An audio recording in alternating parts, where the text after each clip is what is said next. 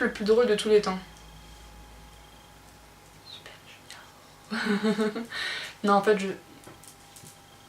je sais pas si on peut dire ça, mais franchement, les Super Junior, c'est genre une légende en fonction de rire dans la K-pop. Donc voilà, je sais pas. La personne la plus drôle de tous. Bah là, je peux pas. Je dirais peut-être Hwangri des DA parce qu'il fait trop rire dans l'émission. Et c'est pour ça qu'il y est souvent d'ailleurs, parce qu'il fait rire tout le monde, etc. Donc peut-être je dirais ça. Chorégraphie la plus drôle. Ah, j'en sais rien.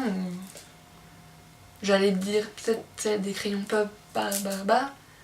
Mais c'est pas vraiment drôle, genre tu vas pas te marrer devant quand elle danse quoi. Alors je dirais peut-être par exemple quand les 2AM ils ont dansé sur Goodbye Baby et Bad Girl, Good Girl d'Emissé parce qu'ils faisaient n'importe quoi. Et puis franchement ils se mettent tellement à fond que c'est trop drôle. Donc chanson la plus drôle. Ça aussi on peut pas choisir, enfin c'est quoi ce bordel? Je sais pas, je peux pas répondre à ça, désolée. Tenue la plus drôle. La tenue des TVXQ dans Balloons. En fait, ils essaient d'être mignons et tout, mais c'est trop drôle. Je rigole pour rien. Bref. La coupe de cheveux la plus drôle. Oh putain, il y en a tellement. Mais genre tellement dans la K-pop. Alors, ils vont tous y passer. Super Junior à l'époque, quand ils avaient leurs cheveux bouclés en pétard, c'était à la mode avant, mais quand on y voit maintenant, ça fait genre. C'était quoi cette horreur? Genre, quand Hitchell il avait ses cheveux roux à la Mylène Farmer, mais c'était horrible. Et à un moment, il avait aussi des cheveux blonds en pétard, on aurait dit un soleil. Il y a aussi Hongki, à un moment, il avait une sorte de palmier comme ça dans les airs. Et ses cheveux ils étaient tout roux, mais c'était pas beau. Il y a aussi Niel à l'époque de Chupa Love, où il avait les cheveux blancs et violets, genre ça partait comme ça, enfin c'était tout saccadé, c'était horrible. Et aussi récemment Dara dans le clip de Happy avec ces trucs bizarres là qui partent en couille. Enfin voilà. Il y en a tellement, on va pas tous les faire non plus.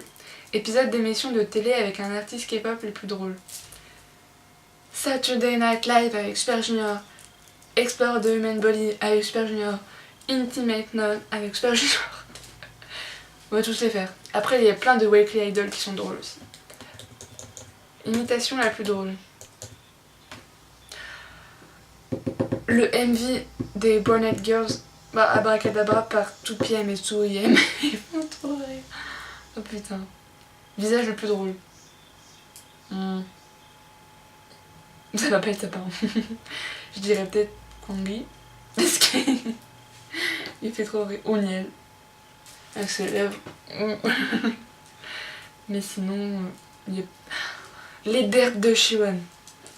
Au naturel, vous voyez, ça passe. Mais quand il se met à danser ou il le fait exprès, mais sa tête, ça devient n'importe quoi. Mais genre n'importe quoi. Alors, erreur la plus drôle sur scène. Quand les idoles, elles perdent leurs chaussures, quand elles sont tellement à fond dans les chorégraphies, elles font ouf comme ça et tout. Et puis leurs chaussures, bah, elles dégagent. Ou sinon, des fois, ils tombent. Enfin, c'est pas censé être drôle quand ils tombent, mais des fois, ils se gamellent tellement d'une façon, mais t'es là.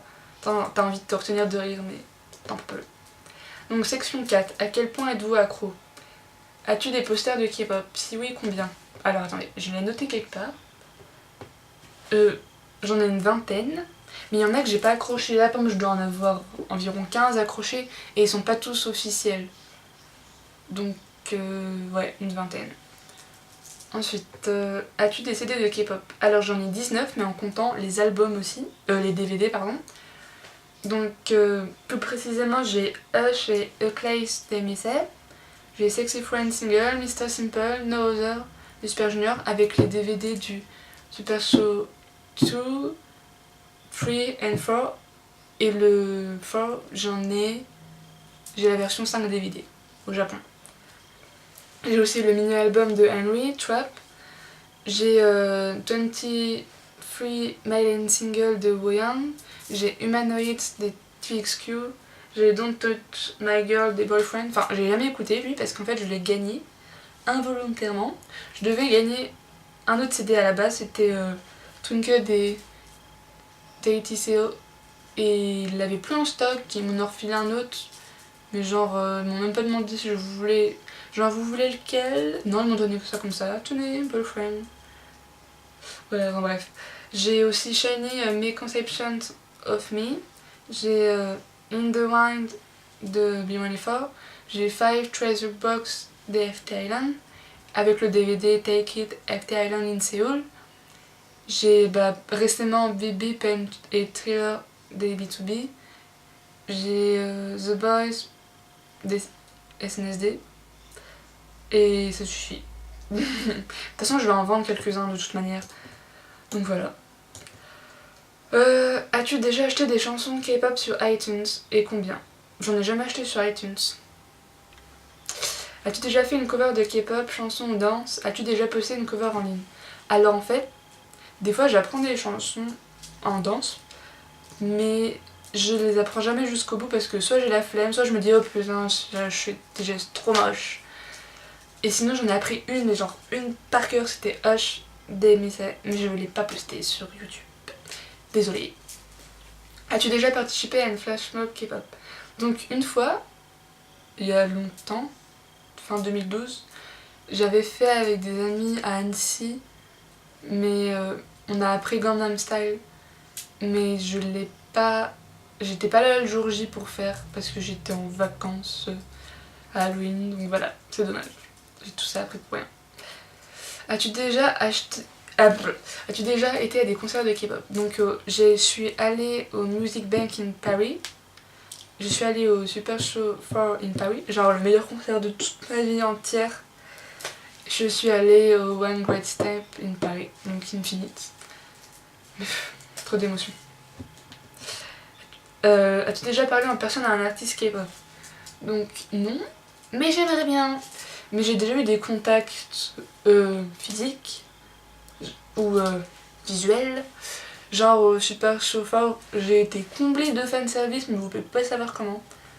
Genre, les Super Juniors ils sont allés dans la fosse et où j'étais assise, j'étais pile où il y avait les passages. Donc genre il y a mon siège là et il y a le passage juste à côté. Et donc avec mon ami on y croyait trop pas quand ils passaient. On était là, mais là ils sont en train de monter l'escalier là, genre ils vont passer devant nous. Et oui, ils sont passés devant. Et donc j'ai pu tous les toucher, mais genre tous. Et genre aussi ça m'a choqué. Il y avait Donghae, genre j'avais rien demandé, j'étais à côté et tout. Et il lève mes mains, genre et il me fait ça, genre check. Je sais là. Et puis il était trop chou. Il y a aussi Sangmin, il m'a fait ça aussi. Avec son petit eye smile trop chou, enfin voilà. Ryo qui m'a fait ça, mais genre ça. C'est trop chou aussi. Enfin bref, voilà. Que d'émotions. Au One Grand Step, genre quand les Infinite ils sont sortis, enfin quand le concert était fini et que leur van ils devaient sortir, à un moment les vannes, enfin ils attendaient que sur la route les voitures passent, etc. Donc ils sont restés. Et moi avec ma meilleure amie, on attendait et donc les vannes ils étaient juste devant, enfin genre juste à côté, genre il y a le van et puis nous on est là. Donc on voyait les Infinite dans la voiture et genre il y avait Myungso qui était dans le van à côté de je sais plus qui. Je crois que c'était non pas Donggu. Sungyu peut-être, je sais plus du tout, je le voyais pas de l'autre côté. Et donc Myungso il nous regardait, moi et ma meilleure amie. Genre il faisait mine qu'il était fatigué, genre il était là, j'ai envie de dormir, etc. C'était trop chou. Donc genre pendant presque 30 secondes il était là, on se regardait genre salut. Et le van juste après, il y avait Seungjong, il avait son portable comme ça, il allumait la lumière LED et il faisait comme ça pour qu'on voie mieux son visage.